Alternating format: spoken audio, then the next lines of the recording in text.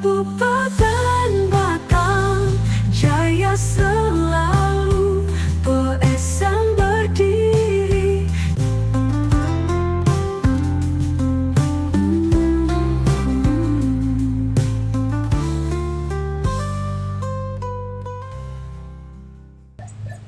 Dispermades, penggerak swadaya masyarakat Ibro Alim Gunadi melaporkan dari KITB Batang.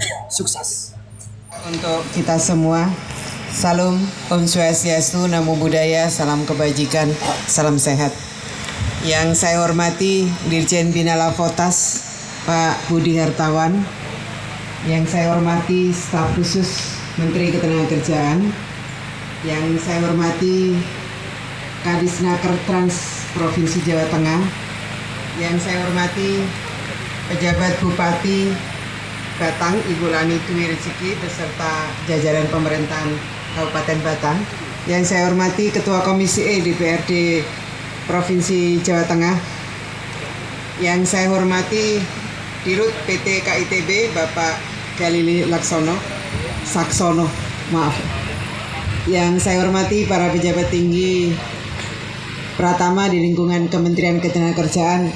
Saya bawa banyak direktur, Pak.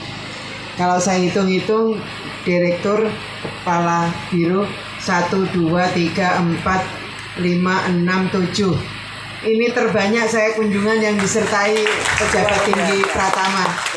Ada 7 atau 8 yang membersamai saya. Betapa sangat seriusnya kita datang pada sore hari ini. Saya merasa nyaman sekali berada di kawasan ini. Saya rasa Bapak Ibu semua juga merasakan yang sama ya. Ada angin semilir-semilir gitu. Sore hari saya baru tahu ternyata sudah langsung berhadapan dengan laut. Dataran tinggi berhadapan dengan laut. Nyaman sekali. Mudah-mudahan senyaman itu kondisi ini untuk para investor datang ke KITB ini. Tentu kita tidak lupa memanjatkan rasa syukur kita kepada Allah Subhanahu wa Ta'ala, Tuhan yang Maha Kuasa. Kita diberikan nikmat yang luar biasa, kasih sayang beliau tidak terbatas, dan kasih sayang kepada bangsa Indonesia ini juga sangat tidak terbatas. Kita bersyukur, alhamdulillah kondisi ekonomi kita pasca pandemi COVID-19 ini menunjukkan bahwa tanda-tanda kita akan menatap masa depan Indonesia dengan lebih optimis lagi. Pertumbuhan ekonomi kita tumbuh positif. Tadi diumumkan kuartal kedua pertumbuhan ekonomi kita tumbuh 5,44%. Ini luar biasa sekali. Ini nikmat yang harus terus kita syukuri. Negara-negara maju seperti Amerika pertumbuhan ekonominya 0,4%, Cina Amerika 0,7%, Cina 0,4%. Alhamdulillah kita tumbuh positif 5,44%. Ini kalau nggak karena kasih sayang Allah kepada bangsa ini, tentu tidak mudah kita mengelola kondisi ekonomi global yang sedang tidak baik-baik saja. Saya kira dengan semakin baik kita mengelola perekonomian nasional kita, akan berimbas juga dengan investasi yang akan datang ke kawasan KITB ini. Tadi disampaikan oleh Pak Dirut, investor itu berebut. Saya pikir kayak kacang goreng aja Pak Dirut ini jualan tenan-tenan yang ada di sini. Ini menunjukkan bahwa gairah perekonomian nasional kita ditangkap oleh investor. Tadi yang disampaikan yang sudah siap itu rata-rata investasi dari negara lain.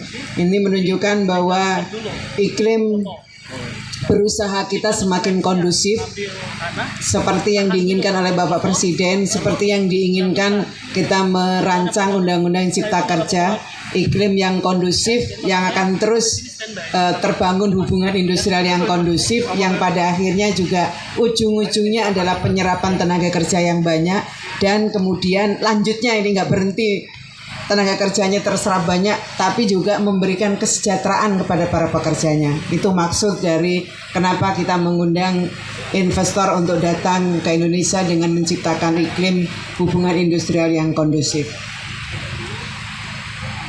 Sebagaimana kita ketahui bahwa KITB ini merupakan proyek strategis nasional, tadi sudah disampaikan oleh Bu Penjabat Bupati maupun Pak Dirut. Ini sebagaimana yang disampaikan oleh Bapak Presiden, ini kawasan proyek strategis nasional yang diharapkan akan mendongkrak pertumbuhan ekonomi Indonesia. Ini sebagai industri raksasa jadi destinasi investasi global. Nggak main-main, Pak. Destinasi, kalau kita punya destinasi wisata, ini destinasi investasi yang diminati oleh masyarakat global. Sangat strategis karena diharapkan kawasan ini juga akan menyelesaikan pengangguran kita, Pak, yang karena COVID naik drastis, tapi alhamdulillah kita bisa kelola. Sekarang pengangguran kita bisa tekan sesuai dengan target dalam RPJMN 2022. Tidak main-main, diproyeksikan KITB ini akan menyerap 282.000 orang tenaga kerja. Dalam jangka pendek hingga tahun 2023 dibutuhkan sekitar 28.000, betul Pak Dirut, 28.000 tenaga kerja untuk bekerja di kawasan ini. Lapangan kerja yang terbuka luas ini harus dapat mengatasi pengangguran utamanya di Kabupaten Batang dan pada umumnya di Provinsi Jawa Tengah ya Bu Sakina ya. Tugas kita apa? Tugas kita berikutnya adalah memastikan agar masyarakat sekitar kawasan ini agar memiliki kompetensi dan dengan kompetensi itu bisa terserap ke dalam pasar kerja di kawasan ini. Kita berharap masyarakat di sekitar kawasan ini tidak menjadi penonton. Setuju ya teman-teman ya? Tidak menjadi penonton.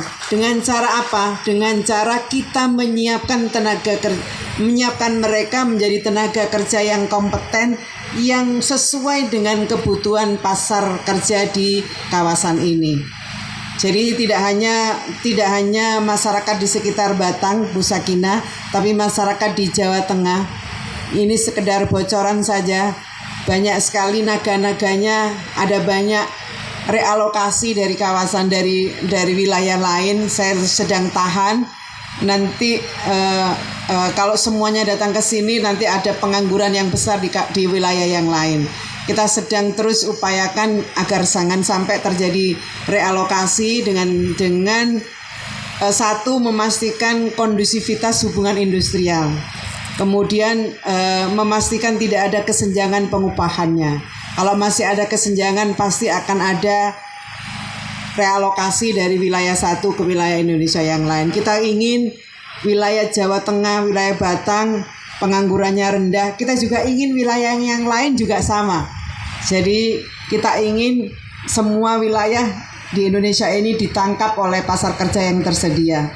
Dan pasar kerja yang tersedia itu akan datang, akan ada jika kita bisa mampu menghadirkan iklim hubungan industrial yang kondusif. Pertanyaan berikutnya, siapakah yang akan mengisi lapangan kerja itu? Adalah masyarakat di sekitarnya dengan menghadirkan kompetensi yang dibutuhkan sesuai dengan kebutuhan pasar kerja itu sendiri. Kementerian Ketenagakerjaan, saya belum nyapa, mohon maaf. Teman-teman dari KSP, mohon maaf tidak menyapa. Dari Deputi 3 Kantor Staf Presiden, ini kolaborasi antar kementerian dan lembaga yang sangat manis, sangat indah karena di-arrange oleh KSP. Kita kasih aplaus kepada Kantor Staf Presiden. Kementerian Ketenagakerjaan bersama Kantor Staf Presiden, Kementerian Perencanaan Pembangunan Nasional Bappenas, Kementerian Pendidikan, Kebudayaan, Riset dan Teknologi, Pemerintah Provinsi Jawa Tengah, Pemerintah Kabupaten Batang, perwakilan Lembaga Pelatihan Kerja, perwakilan Lembaga Pendidikan Vokasi, beserta Direksi KITB dan seluruh stakeholder merumuskan maklumat bersama, maklumat Bandung, ngurus KITB tapi dari Bandung, makanya maklumatnya maklumat bersama Bandung karena dicanangkan di Bandung. Betapa pentingnya itu sampai di Bandung pun merencanakan untuk membuat maklumat bersama. Nah, dalam rangka memberikan dukungan terhadap KITB, Kementerian Ketenagakerjaan telah menyiapkan berbagai kebijakan yang sedang dan akan dilakukan. Ini banyak sekali. Mulai yang pertama, kami akan menyusun proyeksi makro dan rencana tenaga kerja mikro di KITB ini. Yang salah satunya berisi peta kebutuhan tenaga kerja. Ini penting sekali, Pak. Kita harus buat proyeksi makro maupun mikro di KITB.